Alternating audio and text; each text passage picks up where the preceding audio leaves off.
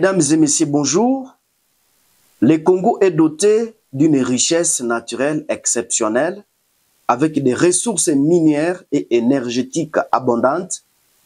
Malgré cette richesse, le pays reste l'un des plus pauvres du monde. La question qui se pose est pourquoi le Congo ne parvient-il pas à tirer parti de ses ressources pour améliorer la vie de ses citoyens? Le Congo produit des manières brutes tels que le cobalt, le cuivre, le diamant et le pétrole qui sont ensuite exportés vers d'autres pays pour être transformés et commercialisés. C'est le cas du Rwanda qui transforme certaines de ces matières premières et les revend à des pays comme les États-Unis qui les utilisent pour fabriquer des produits finis. La question qui se pose, chers téléspectateurs, est pourquoi les usines de transformation ne sont-elles pas construites au Congo, ce qui permettrait au pays de bénéficier de la valeur ajoutée de ses ressources naturelles. Il est important de comprendre les raisons profondes de cette situation et de trouver des solutions pour permettre au Congo de tirer parti de ses ressources naturelles pour améliorer la vie de ses citoyens.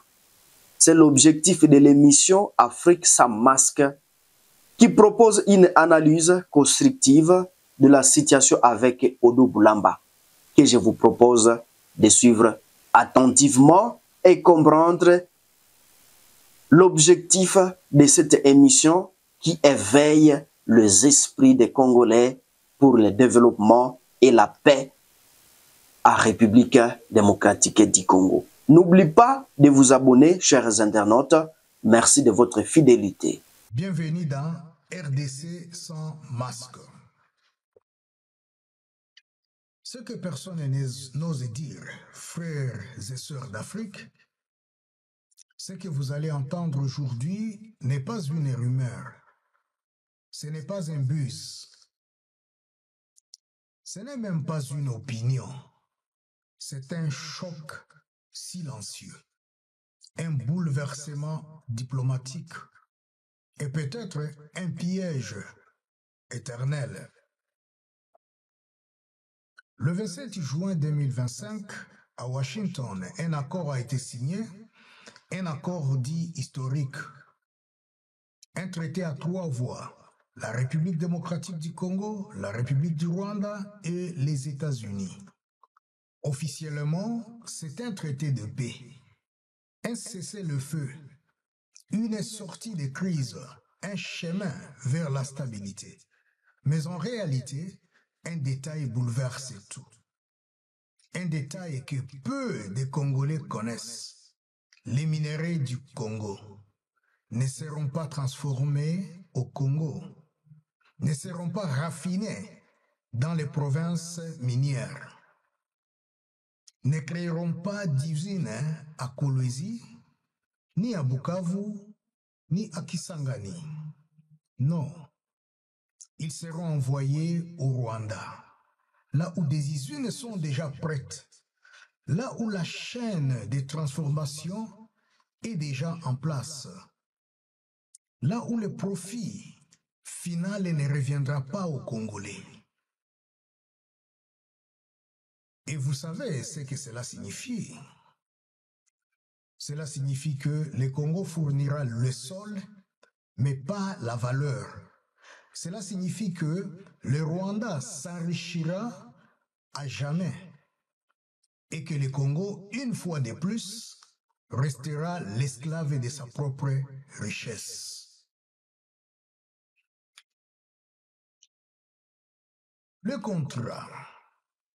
Le contrat de soumission, si vous me permettez de l'appeler ainsi, le contrat de soumission peut être économique, pourrais-je dire. Officiellement, ce traité est un symbole de paix. Il prévoit une désescalade militaire, un retrait progressif des troupes, une coopération régionale. Mais derrière ces décors diplomatiques, ce que cache l'accord, c'est le cœur de l'économie congolaise. car au centre de ces documents, il y a nos ressources, nos sols, nos minéraux, le cobalt, le coltan, le cuivre, l'or, le lithium, les fondations même de la 5G mondiale, des batteries, des satellites et bientôt de l'intelligence artificielle militaire. Et pourtant, ce sont nos mains qui creusent, ce sont nos terres qui saignent, ce sont nos enfants qui meurent dans les mines. Mais ce sont d'autres pays qui transformeront, d'autres qui exporteront, d'autres qui signeront les contrats finaux. Concrètement, que dit l'accord? Que les minéraux extraits dans l'est de la RDC seront légalement acheminés vers le Rwanda, là où des investisseurs déjà installés possèdent des usines modernes de transformation. Résultat, comme je l'ai dit, le Congo fournit la matière brute, le Rwanda transforme et les États-Unis exportent. Et les Congolais regardent. Posons la question, si vous me permettez. Pourquoi ces usines n'ont-elles pas été construites en République démocratique du Congo? Pourquoi, en 2025, après des décennies de guerres minières, ce n'est toujours pas à Lubumbashi, ni à Goma, ni à Likasi que l'on transforme les richesses nationales? Pourquoi le Rwanda devient-il le cœur économique de notre sous-sol, alors même que nos provinces sont ravagées, déplacées, humiliées? Regardez bien.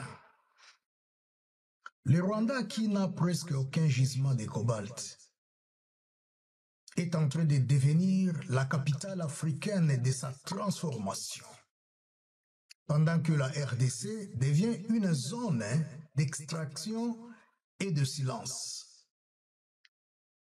Et vous savez ce que cela signifie?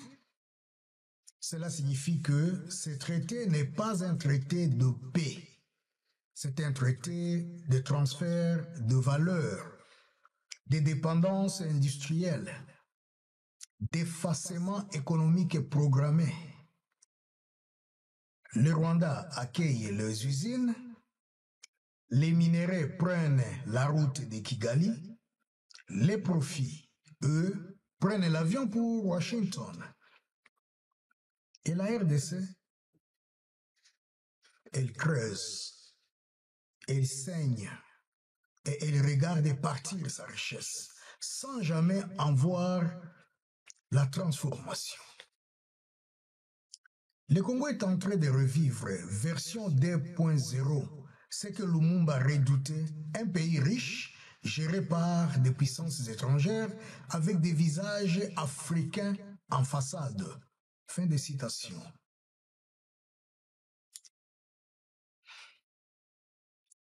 Partie 2. Des solutions. Oui, mais maintenant, oui. Ce que vous venez d'entendre est grave. Mais non, rien n'est encore irréversible, car ce traité n'est pas encore finalisé. Il n'a pas encore été ratifié par les 3 présidents. Ce ne sont que des ministres des Affaires étrangères qui ont signé ce traité. La signature présidentielle est prévue pour août 2025. Et d'ici là, tout peut encore changer. Il existe un mot en diplomatie qu'on appelle annexe technique. Ce mot peut sauver le Congo, C'est un ajout, une clause, un ajustement stratégique, un mécanisme légal pour insérer de nouvelles exigences avant la signature finale. Et c'est exactement ce que nous devons exiger, non pas pour saboter la paix, mais pour sauver la souveraineté. Voici ce que la RDC doit exiger immédiatement. 1. Construction immédiate de 3 usines de transformation en République démocratique du Congo, financées par les États-Unis, installées dans des zones minières à stabiliser, avec priorité d'emploi aux Congolais. Et si le Rwanda a reçu ces usines, alors la RDC aussi doit en recevoir, sans négociation. Point 2. Clause de souveraineté économique. Aucun minerai stratégique ne peut quitter les territoires congolais sans être au moins partiellement transformé sur place. Cela protège notre chaîne de valeur. Cela crée de l'emploi. Cela nous donne du poids dans la chaîne mondiale. 3. Transparence totale du traité. Le texte complet de l'accord doit être publié, accessible à tous et soumis à débat au Parlement congolais. On ne signe pas un traité sur les minéraux du peuple sans informer le peuple. 4. Clause de révision automatique tous les 5 ans. Le monde change. Les présidents changent. Aucun traité ne doit lier la RDC de manière éternelle et irrévocable. Tous les 5 ans, l'accord doit pouvoir être renégocié. 0 présence militaire étrangère liée aux minéraux. Dirais-je 0 présence militaire étrangère liée aux minéraux. Donc, aucune entreprise ne doit justifier une présence sécuritaire rwandaise ou étrangère sur les sols congolais. C'est par ce genre de failles que la balkanisation avance. Ces 5 propositions ne sont pas extrêmes. Ce sont des clauses de survie. Elles doivent être exigées maintenant. Pas en 2026. Pas après les premiers convois des minéraux. Pas quand il sera trop tard. Et pour que cela arrive, le peuple, le Congolais, doit se faire entendre. Les intellectuels congolais doivent parler. Les églises congolaises doivent s'unir. Les députés congolais doivent monter au créneau. Et le président lui-même, son Excellence M. Félix Antoine Tshisekedi Tshilombo, doit comprendre que signer ce traité sans garde-fou serait une faute historique. Permettez-moi de parler de la 3e partie. Et là, je vous parlerai de 7 dangers mortels d'un accord sans garde-fou. Signer cet accord sans ajouter les bonnes clauses, ce n'est pas seulement une erreur, c'est un suicide stratégique. Ce traité a été signé par Madame Thérèse Kayikwamba Wagner, ministre des Affaires étrangères de la République démocratique du Congo. Mais au nom de qui? Et dans l'intérêt de qui? Les États-Unis sont-ils des médiateurs de paix ou des architectes d'un nouvel asservissement minier déguisé en diplomatie? Voici les 7 dangers majeurs que j'appellerai les 7 bombes invisibles que contient cet accord s'il reste tel qu'il est. 1. Perte de souveraineté industrielle. le Congo deviendra ce que l'Afrique a toujours été pour les empires, un fournisseur de matières brutes. Les usines seront ailleurs, les brevets ailleurs, les taxes ailleurs. Nous extrairons, ils transformeront, ils vendront et nous nous regarderons. 2. Renforcement du Rwanda sur les dos du Congo. Ici, je parle de la RDC. Avec cet accord, Kigali devient le centre névralgique de la chaîne minière africaine. Le Rwanda, sans mine comparable, va capter la valeur ajoutée congolaise. Et demain, le Rwanda parlera au nom de l'Afrique dans les forums économiques, avec le cobalt de la RDC dans ses poches. 3. Exclusion du Parlement et du peuple congolais. Ce traité n'a fait l'objet d'aucun débat. Ici, je parle du débat parlementaire. Aucun vote, aucune commission indépendante. Or, en vrai dire, il engage l'économie nationale sur plusieurs décennies. C'est une forme de trahison institutionnelle. La République ne peut pas être gérée par des accords secrets. 4. Précarité géopolitique absolue. Aujourd'hui, le président Trump est là. Le président Kagame est là. Le président Tshisekedi est là. Mais demain, si un de ces hommes quitte le pouvoir, l'accord peut être modifié, violé, réinterprété. Et qui portera la plainte pour le Congo? Personne. Un tel traité, sans mécanisme de protection internationale, est un piège à retardement. 5. Porte ouverte à la balkanisation économique. Aujourd'hui, on laisse passer les minéraux. Et demain, des soldats pour sécuriser les routes, des bases pour protéger les convoyeurs, des corridors d'exception. C'est comme ça que ça commence le processus de partition. D'abord, on négocie les minéraux, ensuite, on négocie les territoires. 6. Affrontement géoéconomique avec la Chine. La Chine est aujourd'hui le principal partenaire minier de la RDC. Cet accord avec les États-Unis l'écarte brutalement, sans équilibre, sans diplomatie triangulaire. Conséquence, la RDC risque de se retrouver au centre d'une guerre froide économique sino-américaine